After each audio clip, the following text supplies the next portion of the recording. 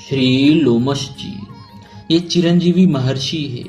शरीर पर बहुत से रोम होने से कारण इनको लोमश कहते हैं। द्विप्रार्ध व्यतीत होने पर जब ब्रह्मा की आयु समाप्त होती है तो इनका एक रोम गिरता है।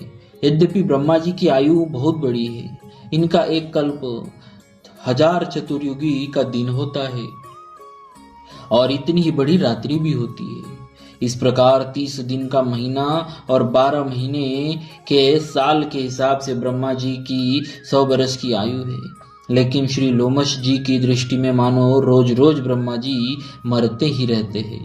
एक बार तो अपनी दीर्घायुष्यता से अकुलाकर इन्होंने भगवान से मृत्यु का वरदान मांगा। प्रभु ने उत्तर दिया कि यदि जल ब्रह्म की अथवा ब्राह्मण की निंदा करो तो उस महापातक से आप भले ही मर सकते हो, अन्यथा आपके यहाँ काल की दाल नहीं गलने वाली है। इन्होंने कहा कि अच्छा, आश्रम में जाकर मैं वैसा ही करूंगा। मार्ग में इन्होंने थोड़ा सा जल देखा तो जो कि शुकर के लौटने से अत्यंत गंदला हो गया था। वहीं पर इन्होंने देखा कि एक स्त्री जिसके गोद में 2 बालक थे, पहले एक बालक को स्तनपान कराकर फिर अपना स्तन धोकर तब दूसरे बच्चे को स्तन पिला रही है।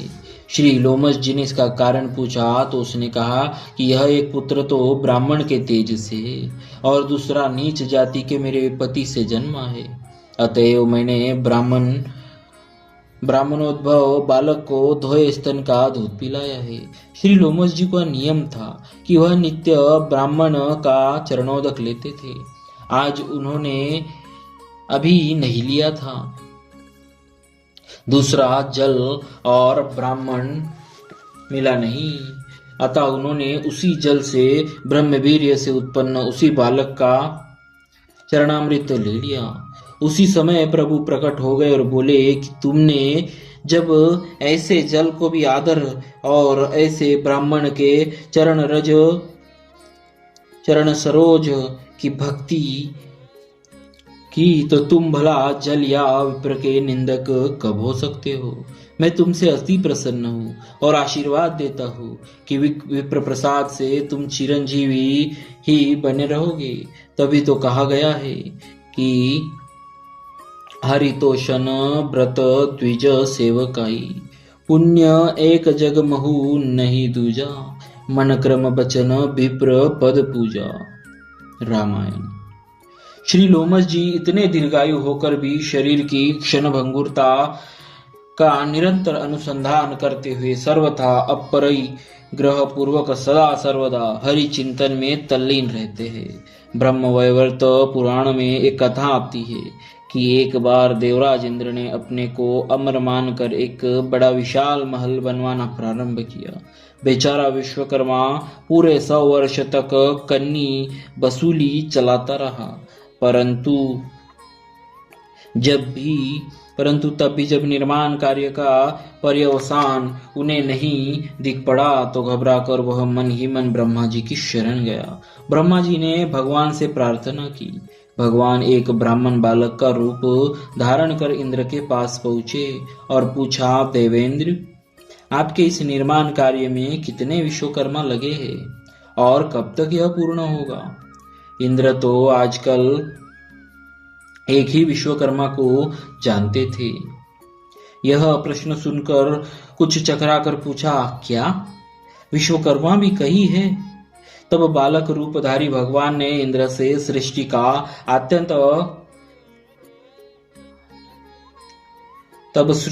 सृष्टि का अनंत वर्णन करते हुए नीचे जाते हुए 200 गज लंबे चौड़े चींटी के समुदाय की और कहा कि ये सब पहले कभी इंद्र हो चुके हैं, पुण्य क्षीण होने पर अब इस गति को प्राप्त है। इंद्र के पांव की नीचे की जमीन खिसक गई। भगवान यह कह ही रहे थे कि महर्षि लोमश भी सिर पर चटाई रखे हुए वहां पहुंचे।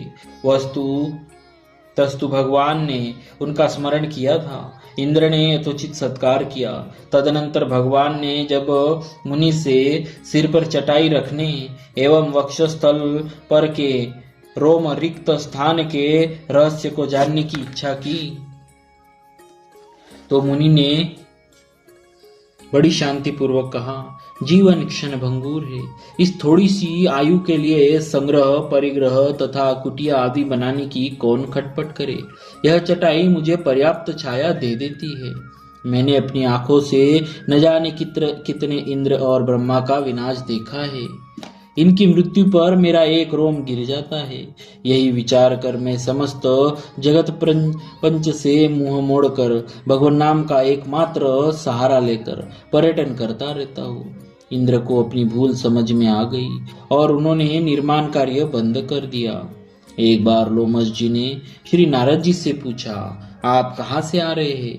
नारद जी ने कहा, मैं नित्य प्रति भगवान श्री राम का दर्शन करके श्री अयोध्या जाता हूँ।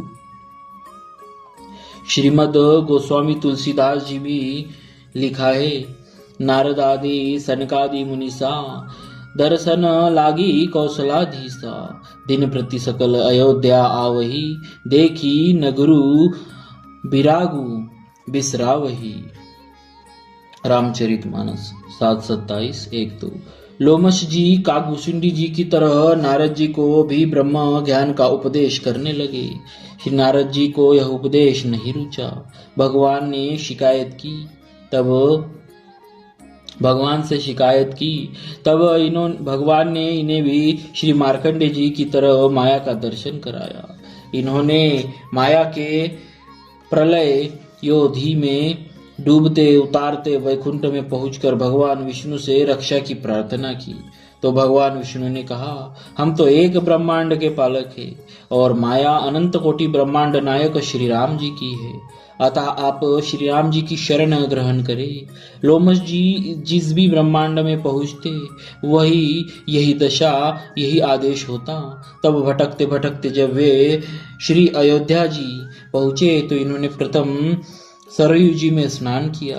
तब श्री रघुनाथ जी का दर्शन हुआ। त्राही त्राही कहकर ये चरणों में पड़े, तब माया से छूटे। फिर तो इन्होंने खूब श्री राम जी का यश गाया जो लोमश रामायण के नाम से प्रसिद्ध है। बोलिए श्री लोमस जी महाराज की जय। भक्तवत्सल भगवान की